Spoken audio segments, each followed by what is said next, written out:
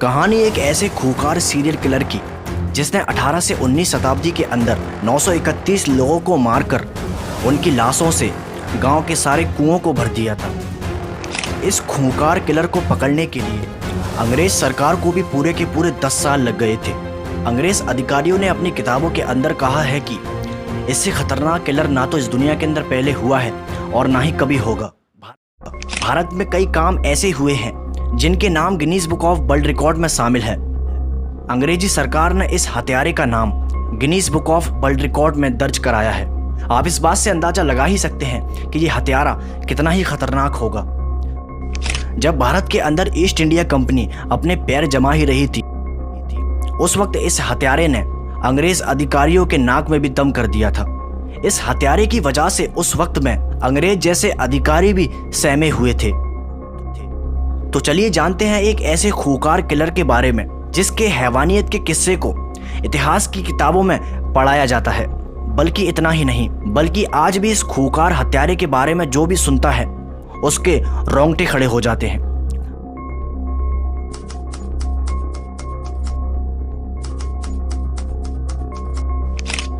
मध्य प्रदेश के जबलपुर में 1765 के अंदर ठग बहराम का जन्म हुआ था।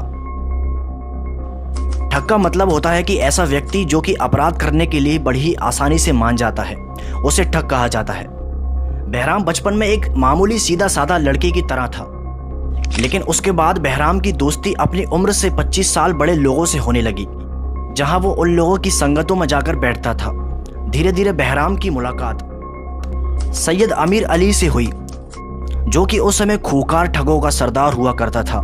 सैयद अमीर अली ने बहराम को ठगों की दुनिया से रूबरू कराया, जहां बहराम ने ठगों की दुनिया के अंदर आकर कभी भी पीछे पलटकर नहीं देखा। ठग हमेशा झुंडों में बैठते थे और अपनी वारदातों को अंजाम देने का प्लान बनाते थे। धीरे धीरे बहराम भी उन ठगों की टोली में शामिल हो गया था और देखते ही देखते बहराम 25 साल की उम्र में ठगों का सरदार बन गया। हालांकि उस दौर के अंदर खबर या किसी भी चीज को पहुंचाने के लिए कोई भी साधन ऐसा मौजूद नहीं था कि जिसकी वजह से तेजी से किसी बात को पहुंचाया जा सके। लेकिन फिर भी उस समय दिल्ली, झांसी, ग्वालियर, जबलपुर और कलकत्ता जैसे शहर बहराम की दहशत से हिल चुके थे, यानी कि बहराम का डंका इन शहरों तक भी बजता था। उस समय अंग्रेज सिपाही भी बहराम से इतना डरते थे कि जिस रास्ते से बहराम गुजरने वाला होता था तो अंग्रेज अधिकारी भी अपना रास्ता बदल लिया करते थे। ठग बहराम ने धीरे धीरे करके अपनी 200 लोगों की टुकड़ी तैयार कर ली थी। बहराम अपना टारगेट सिर्फ उन्हीं लोगों को बनाता था जो कि अपना सामान बेचने के लिए बाजार जाया करते थे, जिन्हें उस समय काफिला कहा जाता था। बहराम पूरे के पूरे काफिले को लूट लिया करता था और उन सभी को एक विशेष तरीके से मारता था। उन सभी के पास एक पीला रुमाल हुआ करता था जिसके अंदर एक सिक्का हुआ करता था। वो उस रुमाल को उनके गले में डालकर उनका गला घोंटकर उन्हें मार दिया करते थे।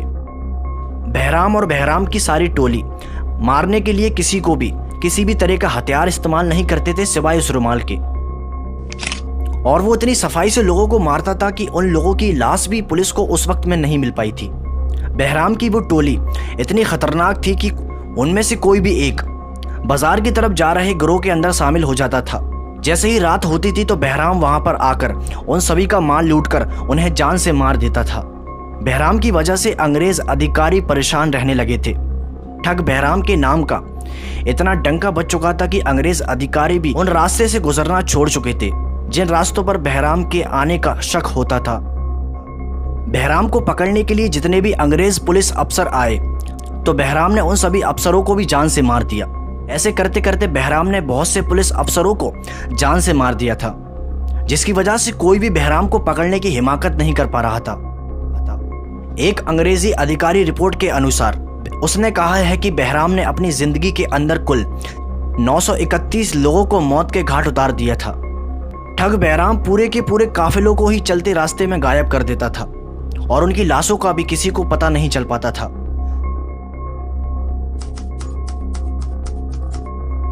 साल 1822 के अंदर ब्रिटिश सरकार ने कैप्टन विलियम हेनरी सिलीमैन को ठग बहराम को पकड़ने के लिए हिंदुस्तान भेजा, जहां पर कैप्टन हेनरी सिलीमैन ने काफी जद्दोजहद करने के बाद भी ठग बहराम को पकड़ने में पहले तो नाकामयाब रहे, आप लोग सोच रहे होंगे कि बहराम को बड़ी ही आसानी से पकड़ लिया गया होगा। हालांकि ऐसा नहीं हुआ था। बहराम को पकड़ने के लिए ब्रिटिश सरकार ने सारे हथकंडे अपना लिए थे। कई बार तो कैप्टन हेनरी सिलीमैन भी ठग बहराम के हाथों मरने से बच गए थे। बहराम को पकड़ने के पीछे भी एक खतरनाक कहानी मौजूद है। कैप्टन हेनरी सिलीमैन ने 1832 के अंदर बहराम के उस्ताद सैयद मीर अली को गिरफ्तार करने के लिए उसके घर पर पहुंचे। कैप्टन हेनरी सिलीमैन उसको गिरफ्तार करते उससे पहले ही वो घर से फरार हो चुका था।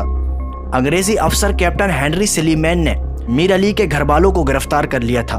उसके कुछ समय बाद मीर अली ने खुद को अपने परिवार को बचाने के लिए खुद को अंग्रेजी सरकार के हवाले कर दिया था, जिसके बाद बहराम के उस्ताद मीर अली ने ही बहराम के साथ विश्वासघात किया।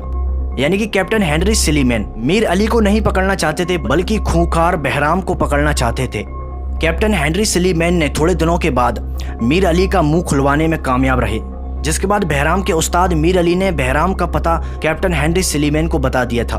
कैप्टन हेनरी सिलीमैन अपनी फौज की टुकड़ी को लेकर ठग बहराम को ढूंढने के लिए निकले तो कैप्टन हेनरी सिलीमैन की किस्मत को देखिए, यानी कि वो दोनों एक दूसरे के आमने सामने ही अचानक से आ गए, जहां पर इस तरह से बहराम को 1938 में गिरफ्तार कर लिया गया था। पहले तो उसका 2 साल मुकदमा ब्रिटिश सरकार में चलता रहा। बहराम को जबलपुर में कटनी में एक पीपल के पेड़ पर लटकाकर सरेआम फांसी दे दी गई।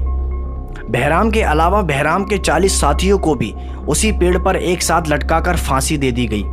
बहराम के कुछ साथियों को मार डाला था तो कुछ साथियों ने अंग्रेजी हुकूमत के सामने अपने घुटने टेक दिए थे, जिसके बाद उनमें से कुछ लोगों को सुधार गृह भी भेज दिया गया था।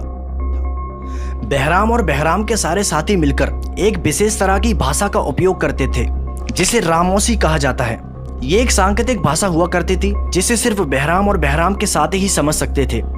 एक अंग्रेज अफसर की डायरी के मुताबिक उस अंग्रेज ने कहा है कि उस लैंग्वेज को उस समय कोई भी डिकोड नहीं कर पाया था। यानी कि जो कुछ बहराम और बहराम के साथी एक दूसरे से बोलते थे वो सिर्फ वही जानते थे और कोई नहीं। उन्होंने यहाँ तक बताया है कि वो हमला करने के लिए अनेक तरह के जानवरों की आवाज़ को निकाला करते थे, जिससे वो एक दूसरे को संकेत देते थे। हालांकि ये बात ब्रिटिश इंडिया कंपनी के दौर की थी, लेकिन आज भी ठग बहराम का नाम जिंदा है। आज भी ठग बहराम की कहानी को सुनकर लोगों के रोंगटे खड़े हो जाते हैं। बहराम की खूंखार जिंदगी को बयां करने के लिए अंग्रेज अधिकारियों ने उस पर किताबें भी लिखी हैं। बस यहीं तक था आज का ये केस। मैं उम्मीद करता हूं कि आपको इस केस के बारे में सब कुछ पता चल चुका होगा।